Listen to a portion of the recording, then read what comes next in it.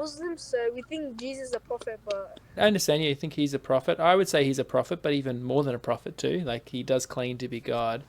Now, how do you think we can find out who Jesus truly is? What would be the best way of finding out who he is? best way. I don't know, Bible.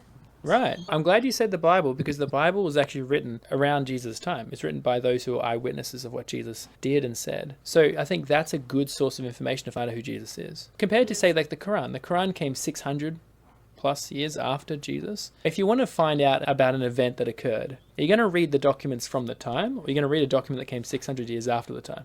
Read the documents from the time. Right. And that's why I would encourage you to read the Bible, and you'll see that Jesus does claim to be God, and he did die on the cross, and he did rise from the dead. Do you know why he died on the cross, though? I see people on TikTok saying that he died for your sins. Yeah. What do you think about that message? I don't know, but what if you sin a lot? Like, you sin a lot on purpose, but you trust 100% on. That's a good question. Well, we've already sinned a lot. Every one of us has sinned a lot. That's why we need to trust in Jesus. But once we do, I don't think we're going to want to sin more and more and more. We're actually going to want to sin less because we're so thankful to him for what he's done. We'll try and obey him. What if like you sin a lot on purpose, but you're not grateful? You just still believe in him, like 100% trust. Yeah. Like you think he'll like take care of you after life. I don't know. Maybe give me an example. Like if somebody comes to think that eating meat was bad, for example, do you think that's going to eventually change their diet a bit and what they eat? You're going to see them try and not eat meat. Yeah. If they honestly think it's bad, they'll probably try and stop eating meat. You'll see some sort of change in their diet.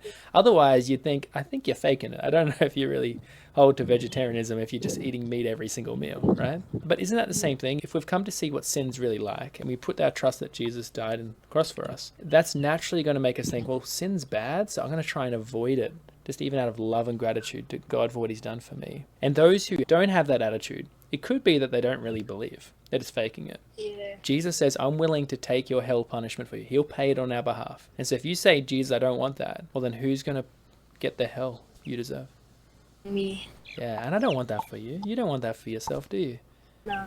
So would it make sense to start trusting that Jesus died for your sins? Yeah.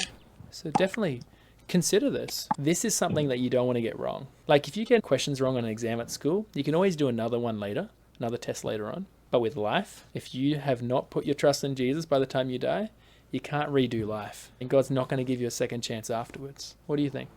I mean, it's true. If you like don't trust Jesus, you die. Apart from that, you're done for.